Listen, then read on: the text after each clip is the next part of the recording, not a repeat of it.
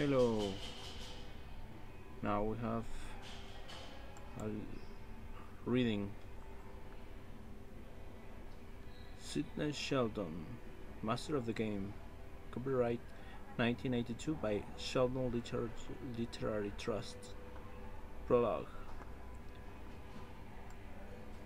Kate, 1982. The large ballroom was crowded with familiar guests come to help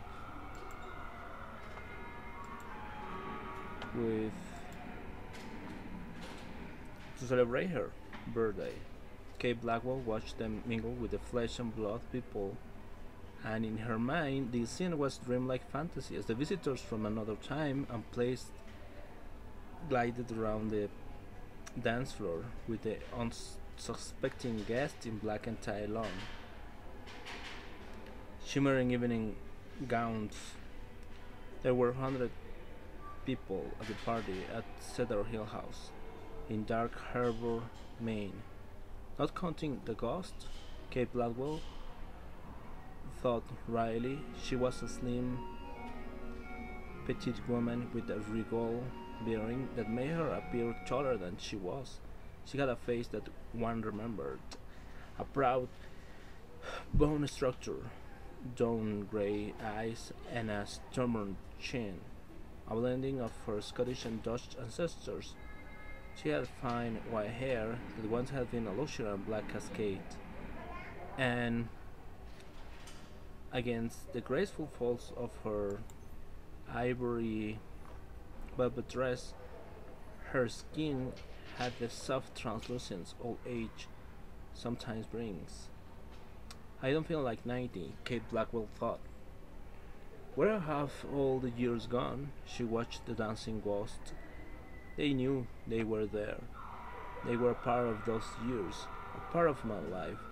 She saw Banda, his proud black face beaming, and there was her David, dear David, looking tall and young and handsome. The way he looked, and she first fell in love with him, and he was smiling at her, and she thought, soon, my darling, soon, and she wished David could have lived to know his great grandson.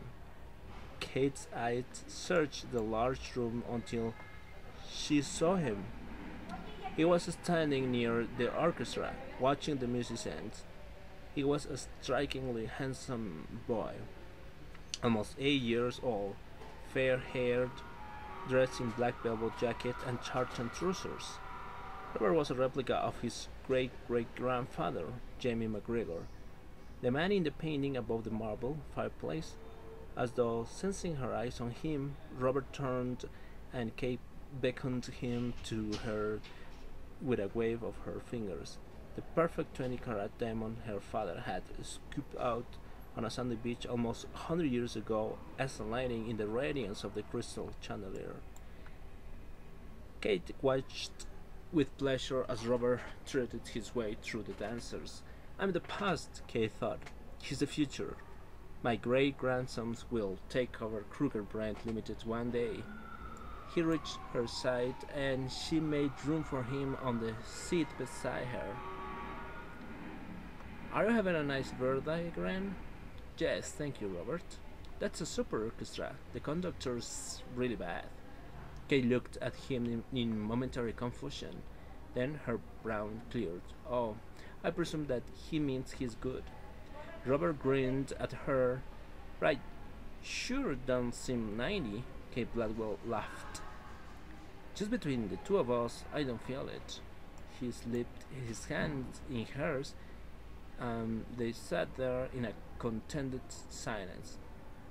The 82 years difference between them gave them a comfortable affinity. Kate turned to watch her granddaughter dancing. She and her husband were without doubt the handsomest couple on the floor. Robert's mother saw her son and grandmother seated together and she thought, what an incredible woman. She's ageless. No one will ever guess all she has lived through.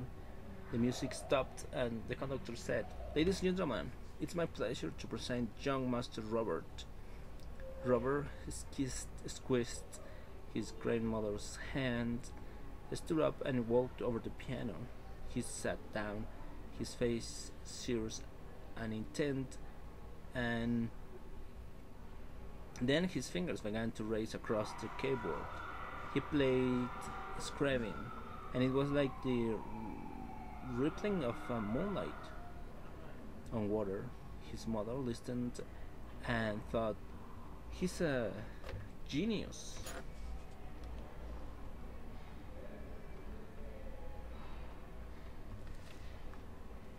He grew to be a great musician. He was no longer her baby. He was going to belong to the world. When Robert finished, the applause was enthusiastic and genuine. After dinner had been served outdoors, the large and formal garden had been festively decorated with lanterns and ribbons and balloons. Musicians played from the terrace, while butlers and maids hovered over tables, silent and efficient, making sure the baccarat glasses and limocos dishes were kept filled. A telegram was read from the President of the United States. A Supreme Court justice toasted Kate. The governor uh, eulogized her.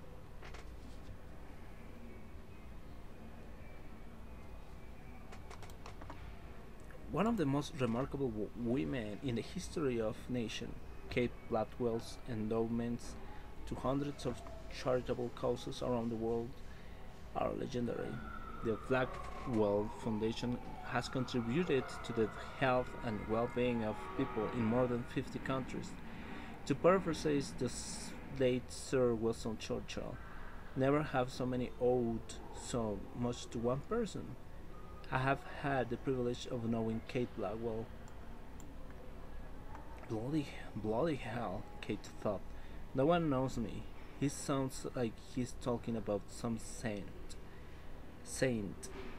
What would all these people say if they knew the real Kate Blackwell? Sired by a thief and kidnapped before I was a year old? What would they think if I showed them the ball scars on my body? She turned her head and looked at the man who had once tried to kill her. Kate's eyes moved past him to linger on a figure in the shadows, wearing a veil to conceal her face. Over a distant clap of thunder, Kate heard the governor finish his speech and introduced her. She rose to her feet and looked out at the assembled guests. When she spoke, her voice was firm and strong. I live longer than any of you. As youngsters today will say, that's no big deal.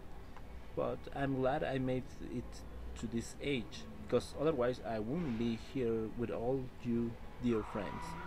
I know some of you have traveled from distant countries to be with me tonight, and you must be tired from your journey.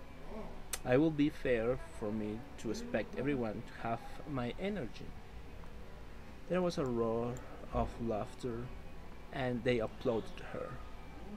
Thank you for making this such a memorable evening. I shall never forget it. For those of you who wish to retire, two rooms are ready.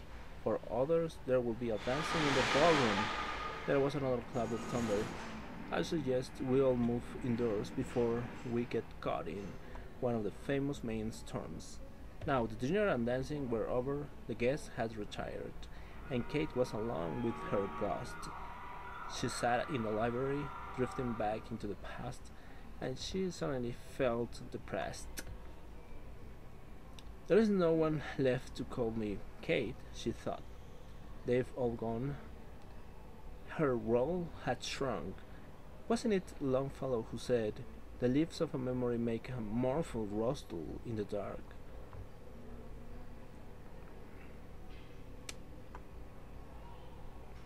She will be entering the dark soon, but not yet. I still have to do the most important thing in my life, Kate thought. Be patient, David. I'll be with you soon. Gran Kate opened her eyes. The family had come into the room. She looked at them, one by one, her eyes a pitiless camera, missing nothing. My family, Kate thought. My immortality. A murderer, a grotesque, and a psychotic. The Blackwell skeletons. Was this what all the years of hope and pain and suffering had finally come to? Her daughter stood beside her. Are you alright, Gran? I'm a little tired, children. I think I'll go to bed. She rose to her feet and started toward the stairs, and at that moment there was a violent roar of thunder and the storm broke, the rain rattling against the windows like machine gun fire. Her family watched as the old woman reached the top of the stairway, a proud erect figure. There was a blaze of lightning, and seconds later a loud clap of thunder. Kate Blackwell turned to look down at them, and when she spoke, it was with the accent of her ancestors. In South Africa, we used to call this a thunderstorm. Thunderstorm.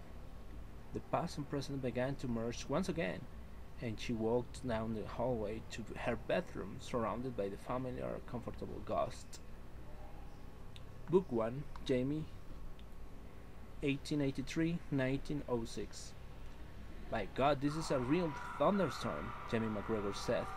He had grown up amid the wild storms of the Scottish Highlands, but he had never witnessed anything as violent as this. The afternoon sky had been suddenly obliterated by enormous clouds of sand, instantly turning day into night. The dusty sky was lit by flashes of lightning, warning the Afrikaners called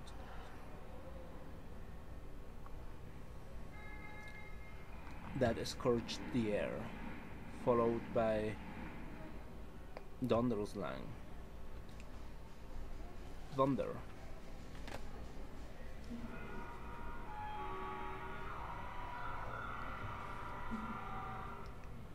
Then the deluged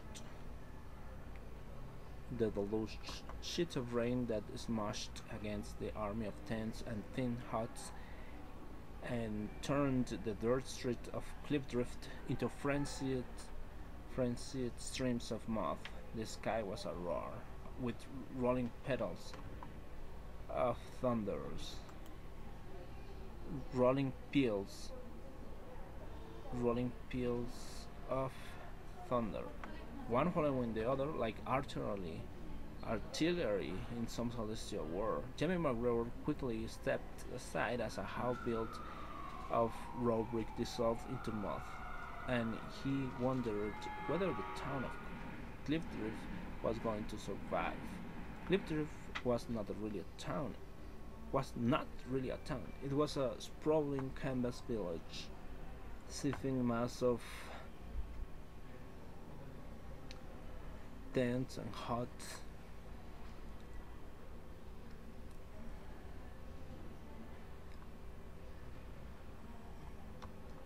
And wagons crowding the banks of the Bold River, populated by wild-eyed dreamers drawn to South Africa from all parts of the world by the same obsession: diamonds. J.B. McGregor was one of the dreamers. He was barely 18, a handsome lad, tall and fair-haired, with startlingly light gray eyes. There was an attractive ingenuousness about him, an eagerness to please that was endearing.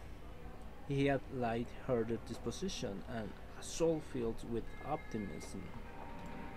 He had traveled almost 8,000 miles from his father's farm in the Highlands of Scotland to Edinburgh, London, Cape Town, and now Cliffdrift. He had given up his rights to the share of the farm that he and his brother tilled with their father. But Jamie McGregor had no regrets. He knew that he was going to be rewarded 10,000 times over. He had left the security of the only life he had ever known and had come to this distant, desolate place because he dreamed of being rich. Jamie was not afraid of hard work, but the rewards of tilling the rocky little farm north of Aberdeen were meager. He worked from sun up to sundown, along with his brother, his sister, Mary, and his mother and his father, and they had little to show for it. He had once attended a fair in Edinburgh and had seen the wondrous things of beauty that money could buy. Money was to make your life easy when you were well, and to take care of your needs when you were ailing. Jamie had seen too many friends and neighbors live and die in poverty. He remembered his excitement when he first heard about the latest diamond strike in South Africa. The biggest diamonds in the world have been found there, lying loose in the sand, and the whole area was rumored to be a great treasure, just waiting to be opened. He had broken the news to his family after dinner on a Saturday night. They were seated around the unclear table in a root timbered kitchen when Jamie spoke, his voice shy and at the same time proud. I'm going to South Africa. I'm going to South Africa to find diamonds. I'll be on my way next week. Five, five pairs of eyes stared at him as though he were crazy. You're going chasing after diamonds? His father asked. You must be daft, lad. That's all a fairy tale. A temptation of the devil to keep men from doing an honest day's work. Why you nail? Why you nay tell us where you getting the money to go? His brother Ian asked.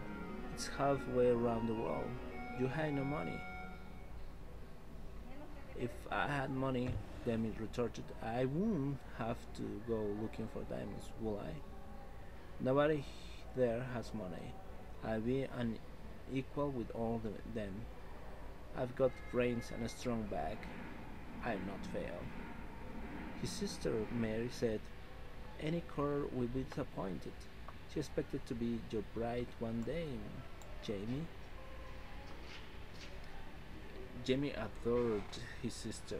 She was older than he, 24, and she looked 40. She had never owned a beautiful thing in her life. I changed that, Jamie promised himself. His mother silently picked up the platter that held that the remains of the steaming haggis and walked over the iron sink. Late that night she came to Jamie's bedside. She gently placed one hand on Jamie's shoulder, and her strength flooded into him. You do what you must. You do what you must, son. I dinna can if there be diamonds there, but if there be, you'll find them. She brought out from behind her warm leather pouch. I put by a few pounds. You needn't say nothing to the others. God bless you, Jamie. When he left for Edinburgh, he had £50 in the pouch. It was an arduous journey to South Africa, and it took Jamie McGregor almost a year to make it. He he got a job as a waiter in a workingman's restaurant in Edinburgh until he added another £50 to the pouch. Then it was on to London. Jamie was awed by the size of the city, the huge crowds, the noise, and the large horse-drawn omnibuses that raced along at 5 miles an hour. There were handsome cabs everywhere, carrying beautiful women in large hats and swirling skirts, and dainty little high-bottom shoes. He watched in wonder as the ladies alighted from the cabs and a carriage to shop at Burlington Arcade, a dazzling cornucopia of silver and dishes and dresses and furs and pottery and apothecary shops crammed with mysterious bottles and jars. Jamie found lodging at a house at 32 Fitzroy Street. It cost 10 shillings a week, but it was the cheapest he could find. He spent his days at the docks seeking a ship that would take him to South Africa, and his evenings seeing the wondrous sights of London town. One evening he caught a glimpse of Edward, the Prince of Wales, entering a restaurant near Covent Garden. By the side door, a beautiful young lady on his arm. She wore a large flowered hat, and Jamie thought how nice it would look on his sister. Jamie attended a concert at the Crystal Palace, built for the Great Exposition in 1851. He visited Drury Lane and at intermission sneaked into the Savoy Theatre, where they had installed the first electric lighting in a British public building. Some streets were lighted by electricity, and Jamie heard that it was possible to talk to someone on the other side of the town by means of a wonderful new machine, the telephone. Jamie felt that he was looking at the future. In spite of all the innovation and activity, England was in the midst of a growing economic crisis that winter. The streets were filled with unemployed and hungry, and there were mass demonstrations and street fighting. I've got to get away from here, Jamie thought. Came to escape poverty. The following day, James signed on a steward on the Walmer Castle, bound for Cape Town, South Africa. The sea journey lasted 3 weeks, with stops at Madeira and St. Helena to take on more coal for fuel. It was a rough, turbulent voyage in the dead of winter, and Jamie was seasick from the moment the ship sailed. But he never lost his cheerfulness, for every day brought him nearer to his treasure chest. As the ship moved toward the equator, the climate changed. Miraculously, winter began to thaw into summer, and as they approached the African coast, the days and nights became hot and steamy. The Walmer Castle arrived in Cape Town at early dawn, moving carefully through the narrow channel that divided the great leper settlement of Robben Island from the mainland, and dropped anchor in Table Bay. Jamie was on deck.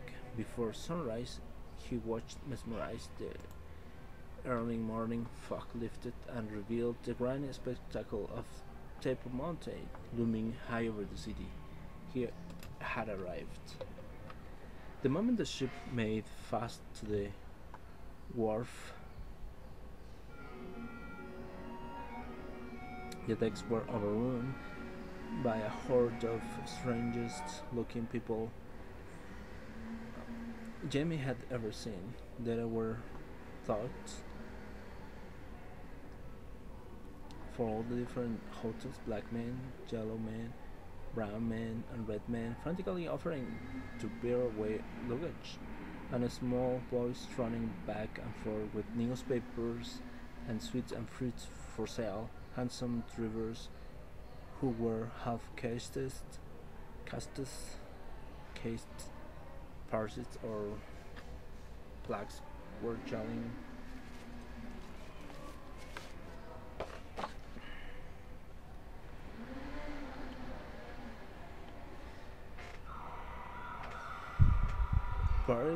Parties of blacks were yelling their eagerness to be hired. Vendors and men pushing drinking carts called attention for their wares. The air was thick with huge black flies. Sailors and porters hustled and hollowed their way through the crowd, while passengers vainly tried to keep their luggage together and inside. It was a babel of voices and noise. People spoke to another in a language Jamie had never heard. Julie come the pot justo. He didn't understand a word. Cape Town was utterly unlike anything Jamie had ever seen. No two houses were alike. Next, a large warehouse of 2 or 3 stories high, built of bricks or stone, was a small canteen of galvanized iron jeweler's shop with a hand-blown plate glass windows, and abutting it a small greengrocer, and next to that a tumble-down tobacconist.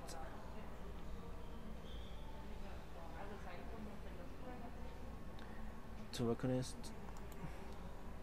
tobacconist. Jimmy was mesmerized by the men, women, and children who thronged the streets. He saw a Kafir clad in an old pair 78th Highland shoes and wearing as a coat sack with slits cut from arms and head. The Kafir walked behind two Chinese men, hand in hand, who were wearing blue smock frocks. Their pigtails carefully coiled up under conical on, under their conical straw hats.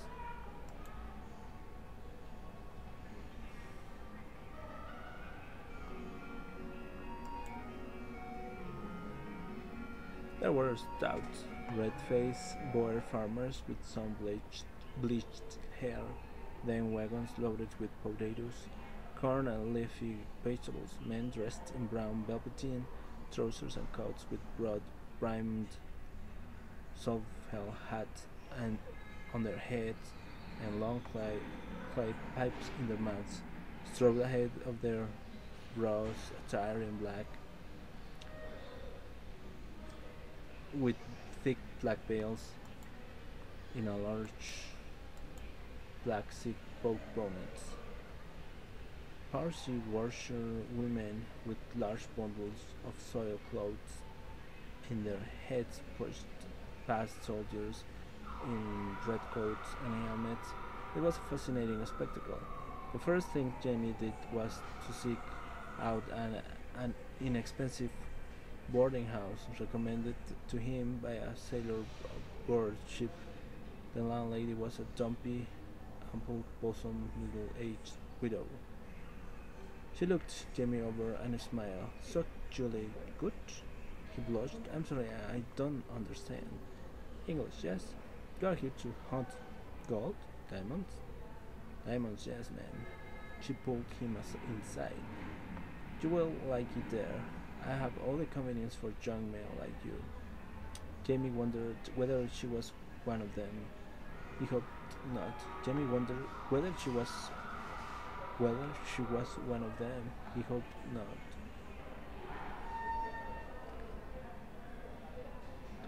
I'm Mr. Benster, she said coyly. My friends call me Didi. She smiled, revealing a gold thought in front. I have a feeling we are going to be very good friends. Ask me anything. That's very kind of you, James said. Can you tell me where I can get a map of the city? With map in hand, Jamie went exploring one on one side of the city where the landward suburbs are Ronderbush, Claremont and Weinberg, stretching along 9 miles, tiny plantations and vineyards. On the other side were the marine suburbs of Sea Point and Greenpoint. Jamie walked through the rich residential area, down Strand Street and Bridge Street, admiring the large two-story buildings with their flat roofs and peaked stuccoed fronts, steep terraces rising from the street. He walked until he was finally driven indoors by the flies that seemed to have personal vendetta against him. They were large and black and attacked in swarms. When Jimmy returned to his boarding house, he found his room filled with them. They covered the walls and table and bed. He went to see the landlady. Mrs. Benson, isn't there anything you can do about the flies in my room, please? There. She gave a fat, jiggling laugh and pinched Jamie's cheek. Fine, Monkey. You'll get used to that, you'll see. The sanitary arrangements in Cape Town were both primitive and inadequate, and when the sun set, an odoriferous vapor covered the city like a nauseous blanket. It was unbearable, but Jamie knew that he would bear it. He needed more money before he could live. You can't survive in the diamond fields without money. He had been warned. He had been warned they'll charge you just for breathing. On this second day in Cape Town, Jamie found a job driving a team of horses for a delivery firm. On the third day, he started working in a restaurant after dinner, washing dishes. He lived on the leftover food that they squirreled away and took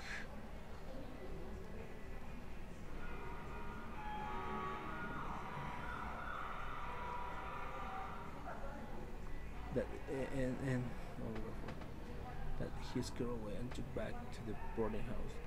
But it tasted strange to him, and he longed for his mother's cookery and our cakes and hot, fresh made babs. He did not complain, even to himself, as he sacrificed both food and comfort to increase his grubstake. He had made his choice, and nothing was going to stop him. Not the substance labor or the full air. Foul, foul, foul, foul, foul. Foul the air he breathed, or the flies that kept him awake most of the night. He felt desperately lonely. He knew no one in this strange place, and he missed his friends and family. James enjoyed solitude, but loneliness was a constant ache. At last, the magic day arrived. His pouch held the magnificent sum of £200. He was ready. He would leave Cape Town the following morning for the Diamond Fields. Reservations for passengers wagon to the Diamond Fields at Cliffdrift were booked by the Inland Transport Company at a small wooden depot near the docks. When Jamie arrived at 7 a.m., the depot was already so crowded that he could not get near it. There were hundreds of fortune seekers fighting for seats on the wagons. They had come from as far away as Russia and America, Australia, Germany, and England. They shouted in a dozen different tongues, pleading with the besieged ticket sellers.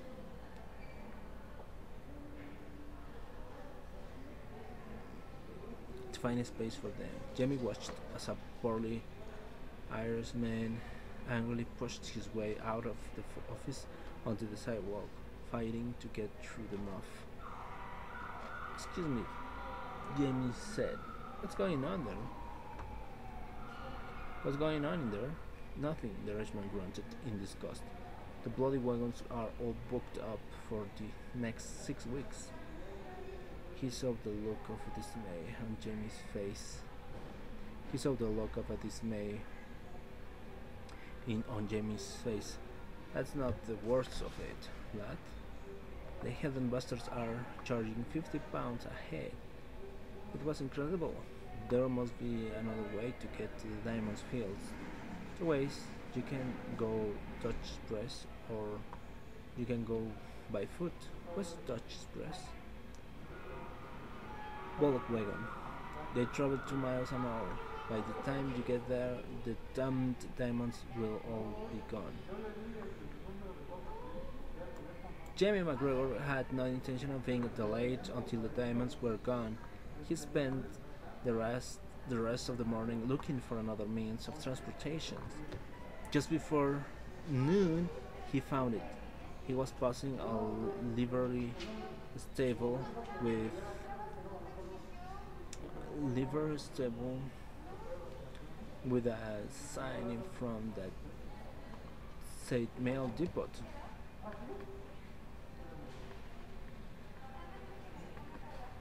On an impulse, he went inside, where the thinnest man he had ever seen was loading large mail sacks into the dog carts. Buenas tardes. ¿Cómo le va?